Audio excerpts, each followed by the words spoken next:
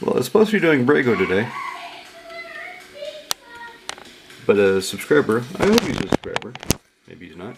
Anyway, somebody's been watching a video named Kufr. He liked my Ikra Shidiqi Sidar Kondo deck. And thinking about his comments, I remembered that the deck had felt clunky. It didn't run smooth last time I was playing with it. And at the time I just set it aside, figured maybe it's bad draws, maybe just bad luck. And then I started going through it. I started goldfishing last night, and I realized, yeah, it is kind of clunky. And there's some cards in it I don't really want. There's effects I want. The first thing I thought is I want more draw. I want more draw, or do I want more ways to get permanence back? So I started the process going through my binders, looking at what I had. I thought of Vivian Reed, because I can look at the top card of my library anytime. I can play creature cards at the top of my library, but she costs 5. I said, that's not really it. Maybe card draw. Okay, what do I want for card draw? Do I want, oh, I don't know, do I want Phyrexian Arena? Do I want a Scroll Rack? What can make the deck better? What am I going to take out? So I started with the thought process of what goes in, and then continue what comes out. So Pontiff of Blight comes out. He's 6 casting on a Zombie Cleric. He's a 2/7. Obviously, he works really well with the deck. Oh, by the way, my daughter's not screaming. She's watching a Lego Star Wars film, and it's hilarious. Oh my God, it's on YouTube. It's called the Skywalker Saga Lego, and yeah, she's having a grand time watching it. Let me tell you.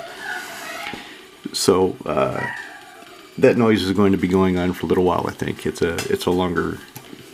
I think it's cutscenes from video game, but it's brilliant. Anyway, so back to Pontiff of Blight. So he works very well with Ikra Shidiqi's toughness ability, where whenever creature I control deals combat damage to player, I gain life equal to his toughness. And keep in mind that this deck, I have Huatli and Duran the Siege Tower in order to give my creatures the ability, all creatures. Huatli does mine, Duran does all. Creatures deal damage according to their toughness, not their power. So he would be in effect a 7/7 if Duran or Huatli was in play. He's also great with Sidar Kondo, because if he's dealing damage equal to his toughness, but my opponents cannot block him unless they have flying or reach, because his power is 2 or less, that means he's a 7/7 with almost unblockability, pseudo evasion. But anyway, the extort, okay, that's nice. Other creatures call it extort. I was thinking about it. I really don't care. I really don't care that the other creatures have extort. And he costs 6, so I took him out. I took him out, and I started thinking, okay, what do I want in the deck? What's really going to make it good? Here's Huatli, the Sun's Heart. So each creature, damn glare. I hope you can see this clearly. Kind of a cloudy, sunny, glary day today. Anyway, each creature you control assigns combat damage to equal to his toughness rather than his power, and I can gain life equal to the greatest toughness of my creatures I control for 3. So she's key in the deck. Her and Duran are sort of what the deck is built around. Where the hell is it? Where's the card that I put in? Dun, dun, dun. I probably should have taken it out, so I'm ready for this. But of course I didn't. Yeah, it's near the top, isn't it? Yeah, it is the top card. All I do is start at the top. So I took out Sylvan Library from another deck. So this is the thing, and I'm sure a lot of you have been through this before. So you start making changes to a deck. You realize you want some effect, you want some card. Okay, do you have a copy of the card? Great. If you do, where is it? So I started going through my binders. Like I said, I saw Vivian Reed. Thought about excuse me. I thought about oh, what the hell is her name? The Green God. Jesus Christ, I hate it when I can't remember. Anyway, the Green God, 3 colorless, 1 green, and you can look at the top card of your library anytime. You may reveal the top card of your library. If it's a creature card, put in your... No, you spend 3, activate it. So you spend 2 colors and a green, reveal the top card of the library. If it's a creature card, you may put it in your hand. What the hell is her name? Stupid Green God. I'll probably remember it in about 5 minutes. Anyway, I realized that Sylvan Library would suit this deck down to the ground. But I only have 2 copies. One is in a deck I'm not taking it out of, and the other was in a vintage deck that I had put in just because. So my vintage Jund. So this started a mad shuffle among my decks. So I realized I wanted the Sylvan Library in Ikri and Sidar more than in this vintage deck. What am I going to replace them with? Well, the Sensei's Divining Top. Okay. Where am I going to get the Divining Top to replace it with from? From Sharuum. Going through Sharuum, and this is like a 3-hour long process last night. Going through different decks, figuring out what's best, what's not. So I realized Sharuum really doesn't need the top. I don't have any cards in it that make good use of it anymore. It doesn't really do that. Dig at the top 3. I plan to recur Memory Jar with Sharuum. I plan to cast Memory Jar, break it. Everybody draws 7 on my turn, so they can only cast Instants, and that's it. They can only cast Instants unless they have other effects like tap a creature, put a land into play, that sort of thing. And Sensei's Divining Top wasn't doing anything at Sharuum. And Sharuum needs an open slot for the Sphinx of the Steel Wind that I have ordered and I'm waiting to receive in the post. Sensei's Divining Top came out of Sharuum. She now has the open slot for Sphinx of the Steel Wind. Sensei's Divining Top went into my vintage Jund deck, where it works better with Dark Confidant. So Dark Confidant, at the beginning of my upkeep, reveal the top card of my library, put it in my hand, I lose life equal to its CMC. Right, so I untap, his trigger goes on the stack. In response to it, I top, look at the top 3, reorder them. So ideally the very top card would be a land or a Mox. So I will not lose life, then I will draw the additional card. If I have 2 Confidants in play, and there are 3 in the deck, then the top 2 ideally would be some kind of land or Mox, and then the third one would be the card that can actually hurt me. And don't get too excited. I always say this. Whenever I show one of my vintage decks, I say don't get excited. Everything you see over 50 euro is from China. This is counterfeit. People say proxy. Proxy means you have the real card, and this is a stand-in. This is not a proxy. I don't own a real Black Lotus. If I did, given the pressures of family, I would have sold it a long time ago. But it's a pretty deck. It's fun to play. Anyway, you're not here for Vintage Jund. You're here for EDH, right?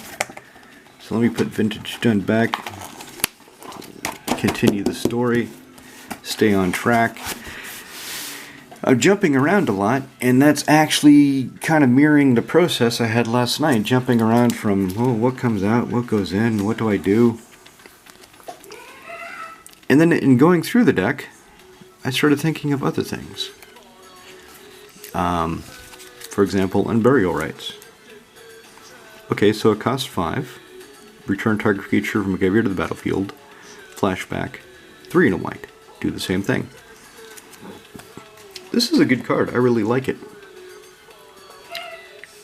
But as I'm going through my cards, trying to figure out what to take out for the Pontiff, looking for the Sylvan Library, shuffling that through Sharuum, shuffling the Sensei's Divining Top, from Sharuum to Vintage Jund. Sylvan Library comes out to Vintage Jund, goes into Ikra Shidiqi, Ikra Sidar, and of course it's at the bottom. It's in the other pile, isn't it? Yeah. I realized that I had this guy, Sorin, Vengeful Bloodlord. So 2, 1 black, 1 white, 4 loyalty planeswalker. As long as it's my turn, creatures planeswalkers I control have lifelink, and this is a life gain deck. The idea in this deck is I just gain a lot of life. I have a lot of creatures that, when they deal damage, a lot of effects. Not so many lifelink creatures, but Ikra herself. Whenever one of my creatures smashes an opponent, I gain life equal to its toughness. With him, I would gain the smash lifelink plus the toughness if she's in play, and +2 deals 1 damage hard creature planeswalker. Okay, fine. So I do 1 point of damage to something, and I gain 1 life. Yeah, big deal. But neg X, return target creature card with CMC X or less. X, okay, not X or less, exactly X. Return target creature card with CMC X from my graveyard to play, and it becomes a vampire. Okay, that part doesn't matter, but the recursion, that's pretty good. So he costs 4, this costs 5, and then 4 to use it again. But he's repeatable, and he gives all my creatures lifelink, which has a certain synergy with my board wipe. Let me find my board wipe. I don't script my videos. I really don't think about them. I get the inspiration, I get the idea, and I just start recording it, and that's why it looks like I don't know what the hell I'm doing. So anyway, this is my board wipe. Wave of Reckoning. Each creature deals damage to itself equal to its power. Sorin. As long as it's my turn, and if I'm casting Wave of Reckoning, well, in black, green, white, I'm only casting it as a sorcery on my turn. Creatures I control have lifelink. So they all hit themselves, and they all have lifelink, so I gain that much life. So not only do all of my creatures survive, well, with the exception of possibly 3, I only have 3 creatures in here. I have Soul Sisters and Auric Champion. Only 3 creatures with an equal power to toughness. Everything else, all the other creatures, toughness is higher than power. So, Wave of Reckoning, all my creatures live. If they have lifelink, wow. I gain a bunch of life off 1 hit, and I wipe out a bunch of my opponent's creatures. Okay, that's pretty good. That's good synergy. And yeah, it will take me a while to be able to get back any of my bigger creatures. Anything with 6.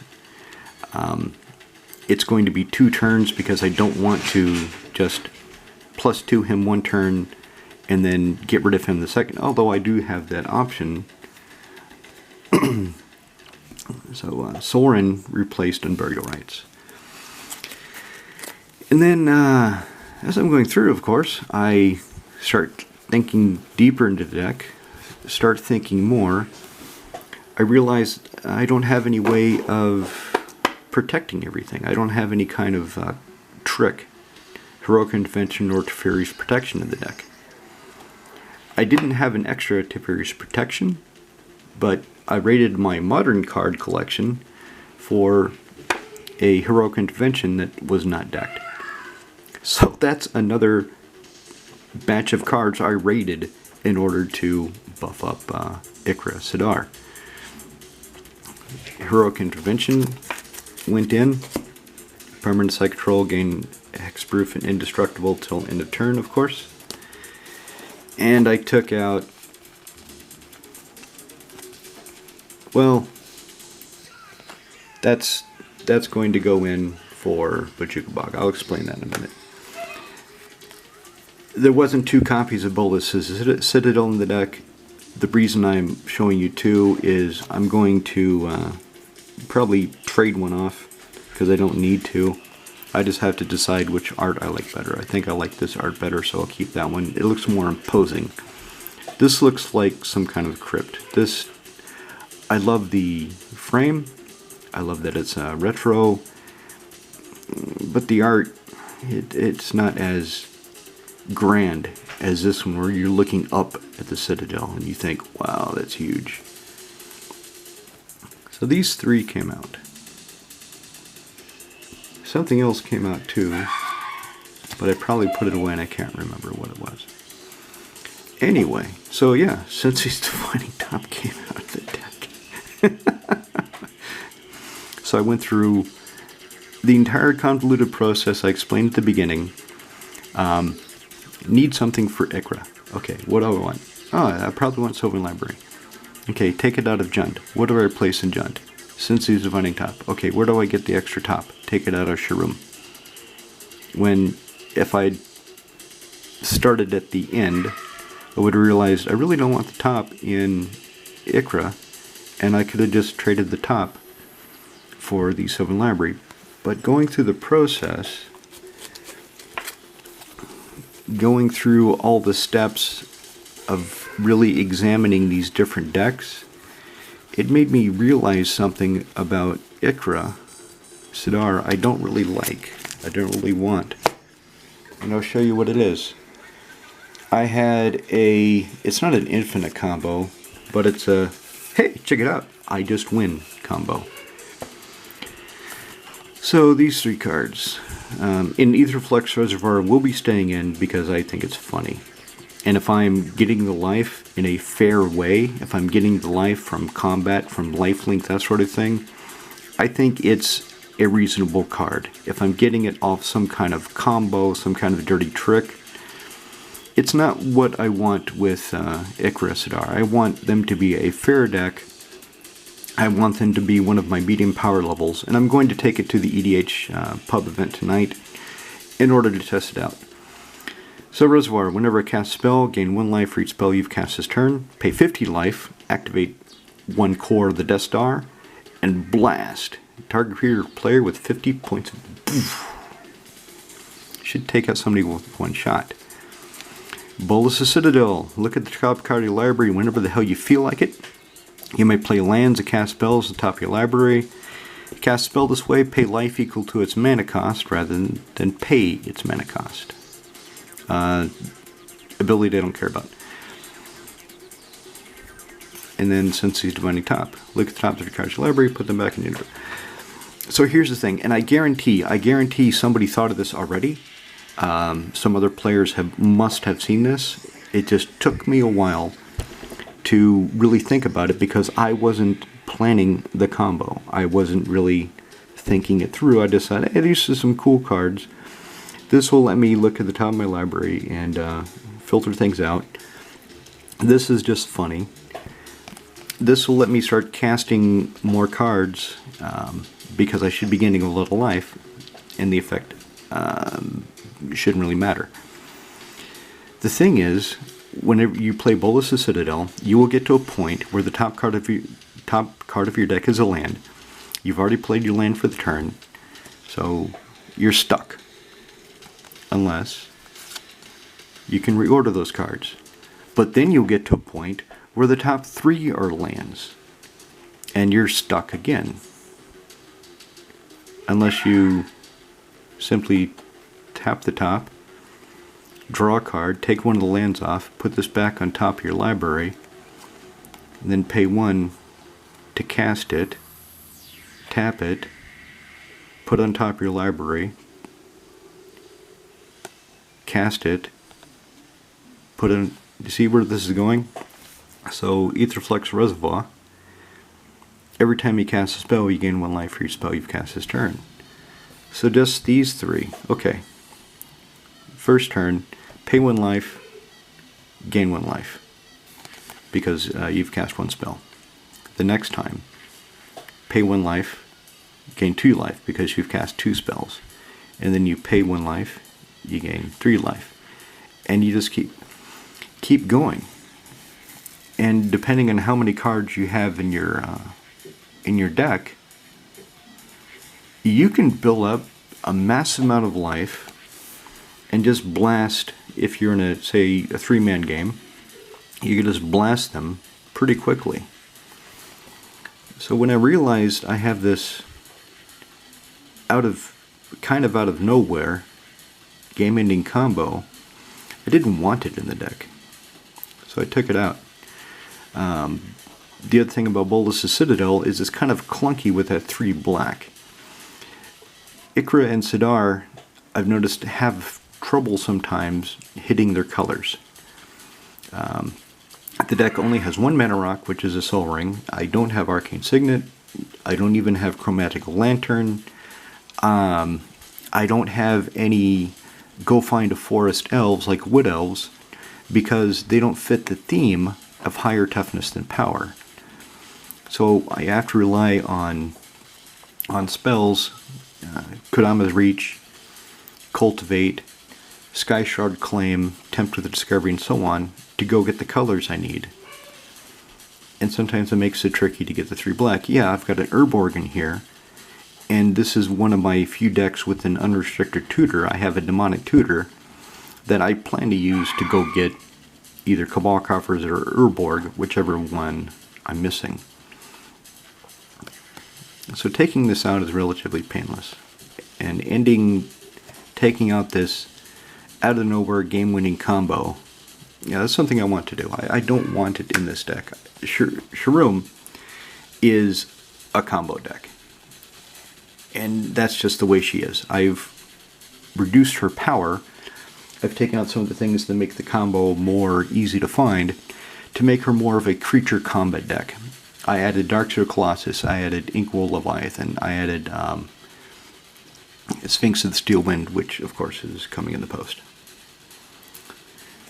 So I'm trying to make Ikra more fair, and that's I'll probably keep that one. I'll probably sell or trade off the other one that doesn't have any value, so I won't get anything out of it. Anyway. And then thinking about it further, the deck only has 15 basic lands. Land Tax is a card that I used to try to jam in every white deck. Back when I didn't have so many decks with white, that was pretty easy. Nowadays it's a bit hard because I have more decks with white than I have land taxes. What does it do? Okay, at the beginning of my peep, if an opponent controls more lands than you, you can search for up to 3 basic land cards, show them off, put them in your hand, and then shuffle.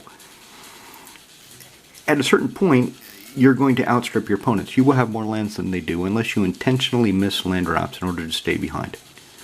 With only 15 basic lands in the deck, I'm going to draw some of them. When I cast Kodama's Reach or Cultivate, I'm going to pull some of them out, further reducing land tax's utility. I'm also going to just ignore it. So after a while, it's going to be kind of a do-nothing enchantment that if I am behind my opponents, all I would be doing with it is shuffling my library. And I've got other ways to do that because I don't really need to shuffle my library that much. So land tax came out, and I still needed something. I still needed another way of finding lands. And I didn't want to just jam Nature's Lore in there. I didn't want to just jam some other Go Find a Forest. So the deck has Cultivate, Kodama's Reach, Sky Shard Claim, Seek the Horizons, Tempt with the Discovery. It's got Krosan Restorer, I believe her name is, to untap my lands. It's got Llanowar Scout. I can put a land card from my hand onto the battlefield, any land, just by tapping him. And of course, higher toughness and power. It's got Exploration. So if I'm drawing more cards, I'm getting more land, and I've got ways of putting more land into play. And since land tax, I'm not going to get that many activations out of it, I thought, okay, I'll just put in a sorcery. And I had this Gift of the States signed. So 1 and a white. If an opponent has more lands than I do, go find 3 plains and put them into your hand in the shuffle. So 3 plains. Doesn't say basic, so that can be Shocklands. That can be my Triome. That can be my Mistville plains. I can just go find 3 plains, put them in my hand. And doing this once it's probably about what I would get out of a land tax. So that is another change I made. Next change is I have too many lands that come into play tapped in this deck. I've got 3 lands that come into play tapped. For me, that's too many. Bajuka Bog, I really don't need it that often, so I'm taking it out. And like I said about the colors, sometimes it's hard to get my colors on par. So I'm putting in this reflecting pool in order to smooth things out. I hope it works. Is there anything else I want to talk about in this deck? This has actually become a power level review. This has actually become a power level review video of sorts. A bit early. So yeah, there's my Triumph. So plains, I can find it with Gift of Estates. Seedborn Muse. This guy is great in this deck. It's a crap uncommon. Nobody expects it. He's like the Spanish Inquisition. Nobody expects the drowning bureaucrats. X tap. Each creature with CMC X can't attack or block this turn. Wow, that's a big ass Italia over there, and she's going to take one of my cards. How about if I spend 6, which it's kind of a big ask, unless I have Cabal Coffers and Urborg in play. It's tough to keep it up unless I have Seedborn Muse. If I have Seedborn Muse in play, I'm going to untap with my opponent, so I'll have the mana available to activate Droning Bureaucrats. Anyway, spend 6, tap him. Yeah, Tally's not attacking. I really don't want to deal with her. This is the other reason I had the Sensi's Divining Top, is whenever Sapling with Kofanar attacks, show off the top card of my library. If it's a creature, I gain life equal to its toughness, lose life equal to its... So net, toughness minus power, I net that much life. And then I realized I don't want to be looking at the top 3 every time I'm attacking with Sapling. I want that tension, I want that surprise. Am I going to get a creature or not? I actually want that. I don't want the, yeah, okay, I'm going to make sure I get a creature. So to that end, it's another reason to take out the top. Hand of Justice. Tap 3 target white creatures to destroy any target creature. Nah, I have to control the white creature. It'd be funny if I could tap my opponent's white creatures. I'm going to tap your creatures to kill your creature. Kimball Commander Isha. Flying protection from creatures. No, he always gets through, and if Duran or Huatley are out, he's essentially a 4/4 unblockable. Vampire Nighthawk. Okay, if I cast Wave of Reckoning, and he's going to kill himself unless I have a way of protecting him. Is she in this stack? Nope, she is not in this stack. I have a Samite Elder. Samite Elder is 2 and a white for a 1/2 cleric. Tap. Creatures you control gain protection from the color or colors of a permanent you control till end of turn. So if I have Duran out, for example, I can tap Samite Elder, target Duran, and my creatures gain protection from black, green, and white. Pretty good. This is another card I put in. Like I said, I wanted some way of getting things back. I like having ways of reusing my graveyard in my deck. This deck did not have so many, so I put in an Elixir of Immortality. It's nice that it shuffles itself back in, shuffles everything, and I gain life. Which, gaining life, that's what I want to do in this deck. Crackdown! Non-white creatures power 3 or greater don't untap during their controller's untap step. Yeah, it hits me.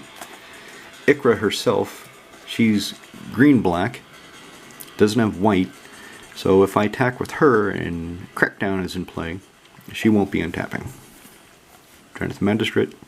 This wrecked me. I was playing Jorah, and one of my opponents played as Adrenith Magistrate, and I just, okay, you just killed my entire game plan. Oh, my camera's going to shut off. Alright, I guess that's the end of the video.